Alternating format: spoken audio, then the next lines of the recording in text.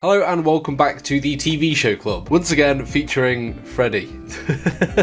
I don't know if he was here on the last episode, but he's made an appearance a multiple amount of times now. Anyway, we've got a lot to get through today on the TV Show Club, mainly because it's been a long time since I've done a TV Show Club. I like to do these once a week so I can stay up to date with all the new episodes that have come out. But I was super busy last week and I didn't have a chance to film the club. But before we get into the sort of episodic stuff that I've been watching, I want to talk about a series that I watched. So about 2 weeks ago I watched Severance and oh my god. Sorry, I just slapped the mic, I got too excited. I've not been hooked by a TV show like this in so long. Oh my god, just wow. It was just everything that I wanted in a TV show like this. The mystery of it all. The acting is superb. The soundtrack, the cinematography. Just more importantly, it's just the storyline and the characters. This show is so well written and it's such a good concept. Like just the thing of having a different personality, and personality outside of work doesn't even know the personality inside of work, and it's completely different and they have different morals, and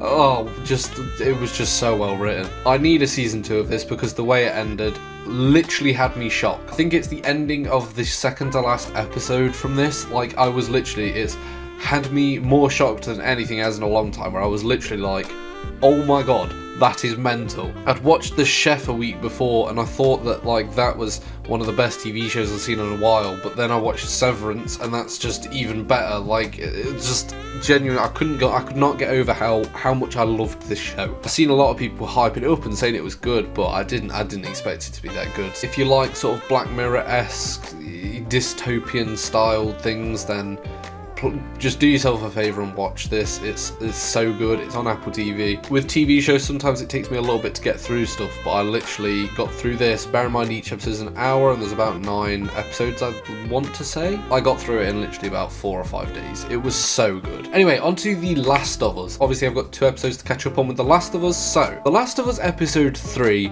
it's a once in a while kind of thing. To have as much grip on social media and how much of an effect it had on everybody who's watched it, it's a once in a while thing for that to happen and for a show to be able to do that. It was so good. This could have gone a completely other direction. Like with the concept of this episode could have been completely done wrong and it could have ended up just being like a filler episode. So well done and so well crafted. The way it's written and the time jumps and just giving you all the little details that you need. I know it strays a little bit further from the game. I've never played the game, but I've seen sort of the clips of it now. But to be honest, I think this was so much better from the show's point of view. It just worked so well. From start to finish, it had me gripped. I mean, it had me anxious for ages. I was like, oh, he's gonna kill him, he's gonna hit him over the head, he's gonna do something. I didn't really expect them to, get together and have just an amazing, essentially what is 20 years together. It's just a beautiful story, and yeah, I loved this episode. And it engrosses you more into the world, knowing that there's other characters, and this is what those characters have been doing, rather than just focusing on the main ones. Now on to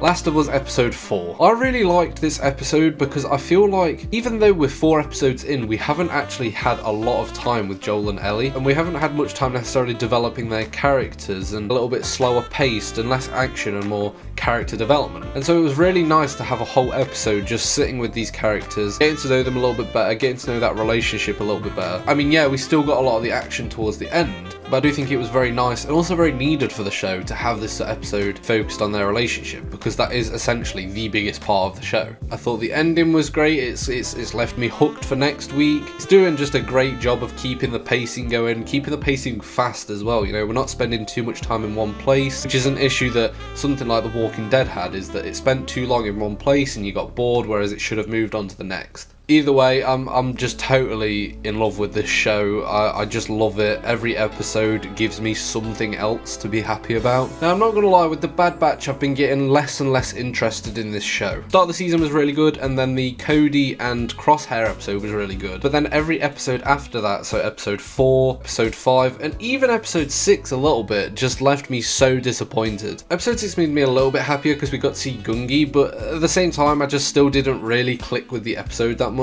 I think it's purely because I had a little bit of a sour taste in my mouth from the last 2 episodes, which I didn't need that. However, episodes 7 and 8, this is what Bad Batch should be. I've been wanting this. I've been waiting for this type of stuff. It baffles me that these Bad Batch seasons are so long, because if you just made them maybe 8 to 10 episodes, chops out all the filler, it would just be so much better. Because when this show is good, it's great, but when it's not, it's really not. And the filler episodes don't even like connect me to the characters more or develop anything in the storyline. They are purely just filler, and there's no need for it at all. Episodes 7 and 8, however, I just absolutely loved. This is what I've been waiting for. I've been wanting to see how the clones worked in with the Empire and how they're going to slowly get transitioned out and the politics of it all. Really cool to see the Emperor again at the end as well. I've really enjoyed seeing him. And Rex obviously as well, my boy Rex. It's always a pleasure to see him. I just don't know if they're writing the Bad Batch in a good way or not, because for me, like, the best 2 episodes of this season so far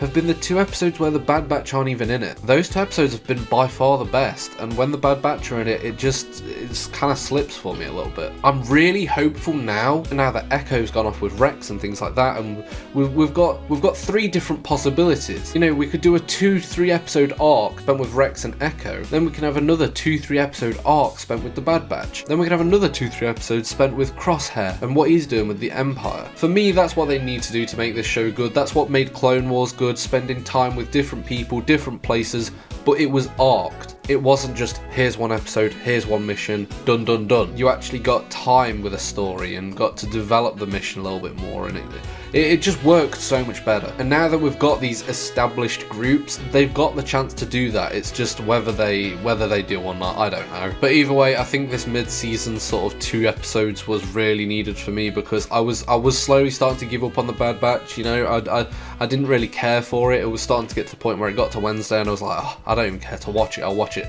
like Friday or Saturday. Whereas now, I actually really liked these 2 episodes, and it's brought me back a little bit. But anyway, that has been the TV Show Club. If you have enjoyed, please leave a like. Comment down below what you've been watching, what you thought of these episodes if you have watched them. If you haven't, go ahead and watch them. Come back, talk about it in the comments. That's all from me. I'll see you next week for another review.